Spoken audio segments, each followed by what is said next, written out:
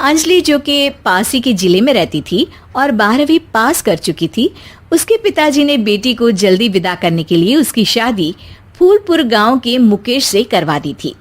मुकेश कभी स्कूल नहीं गया था और इस कारण वो पढ़ा लिखा नहीं था और बाकी गांव वालों की हालत भी मुकेश जैसी ही थी। मुकेश के घर में उसके माता पिता भी रहते थे। सासू माँ, मैं बाहर मंदिर तक जा रही हूँ, आधे घंटे में आ जाऊंगी। अरे अभी कहीं जाने की जरूरत नहीं है, चुपचाप जाके रसोई में रात के खाने की तैयारी करो। और ये घूंघट क्यों हटा लिया है तुमने? क्या पता नहीं कि इस गांव में औरतें बिना घूंघट के नहीं रहती? रात में अंजलि छत पर जाकर अपनी मम्मी से बात कर रही होती है। तभी गांव की 3-4 औरतें उसे देख लेती है और दरवाजे पर आकर उसकी सास से शिकायत करने लगती है। और क्या हुआ? अरे छत पे तो देखो, आपकी बहू मटक मटक के किसी से फोन पर बात कर रही है, दिन भर फोन पे लगी रहती है। अरे कल तो मंदिर के पास वो क्या कहते हैं, सेल्फी ले रही थी।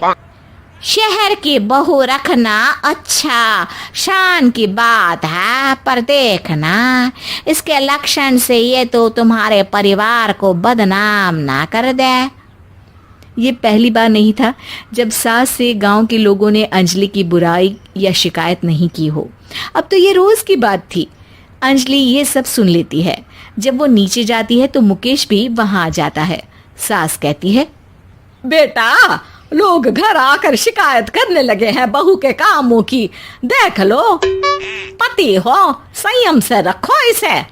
माँ जी, मैं तो अपनी माँ से बात कर रही थी क्योंकि यहाँ कोई बात करने लायक ही नहीं है और अब मैं माँ के पास ही रहूंगी। वहाँ क्या रहना, वहाँ बाहर के लोग तो ठीक है पर घर के लोग भी इज्जत ना दे सके। अरे नहीं नहीं अंजलि, ऐसा नहीं है, धीरे धीरे सब ठीक हो जाएगा, तुम फिक्र ना करो। अरे बस कुछ बोलना ही नहीं है, सर पे चढ़ा रखा है बहू को। सास मुकेश की नरम बात सुन के वहां से मुंह चढ़ाकर चली जाती है। मैं तो कहती हूँ हम दोनों शहर चले जाते हैं। मैं पढ़ी लिखी हूँ, मुझे वहाँ नौकरी भी मिल जाएगी और थोड़े दिनों में आप भी वहाँ कुछ काम ढूंढ लेना।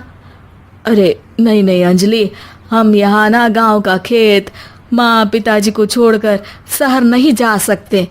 माँ पिताजी को कैसा लगेगा और गांव वाले क्या सोचेंगे? ये कहकर मुकेश सोने चला जाता है और अंजलि की गांव वालों द्वारा बुराई का सिलसिला बहुत दिनों तक चलता ही रहता है। लेकिन अंजलि गुस्सा ना दिखाते हुए समझदारी से काम लेती है। बारिश का मौसम चालू हो जाता है। जोरदार बारिश से पूरे गांव में हाहाकार मच जाता है। दुर्गा नदी में बाढ़ आ जाती है और बाढ़ का पानी पूरे गांव की फसल तबाह कर देता है। फसल की ये हालत देखकर गांव वाले निराश हो जाते हैं और बात तो यहाँ तक पहुँच जाती है कि कुछ लोग तो अंजलि को इस सब का दोषी ठहरा देते हैं। अरे पूरी फसल तबाह हो गई, पता नहीं किसकी नजर लग गई है। अरे जब से चौधरी परिवार में ये शहर की बहू आई है ना, तब से ही गांव की शांति चली गई है। इसके कर्म कांड से माँ दुर्गा नदी भी खुश नहीं है। ये सब सुनकर बेचारी अंजलि रोते हुए अपने घर चली जाती है। कुछ दिन बाद सभी गांव वाले अपनी फसल का मुआवजा लेकर अपने अपने घर आते हैं। मुकेश भी 1500 लेकर आता है। अंजलि को जब पासबुक दिखाता है तो अंजलि हैरान हो जाती है। अरे ये पासबुक में तो उन्होंने 4000 की एंट्री करी है और आपको सिर्फ 1500 दिए। सच में? अरे वो सरकारी अफसर आपको बेवकूफ बना रहे हैं। सरकार की तरफ से हमें 4000 मिले हैं लेकिन बाकी का सारा पैसा खुद ही खा रहे हैं। आप लोग के अनपढ़ होने का फायदा उठा रहे हैं। ये सब सुनकर मुकेश परेशान हो जाता है लेकिन अंजलि उसे हिम्मत से काम लेने को कहती है और सुबह होते ही मुकेश को पंचायत कार्यालय ले जाती है और साथ में गांव के और लोगों को भी। आप सरकारी बाबू क्या गांव के लोगों को बेवकूफ समझते हैं? आपको क्या लगता है ये पढ़े लिखे नहीं है तो आप कुछ भी मनमानी करेंगे? ये बेचारे दिन रात इतनी मेहनत करते हैं, ये हमारे अन्नदाता हैं और आप इनके साथ ऐसा धोखा करते हैं। अरे क्या बके जा रही है ये लड़की, किस धोखे की बात कर रही है?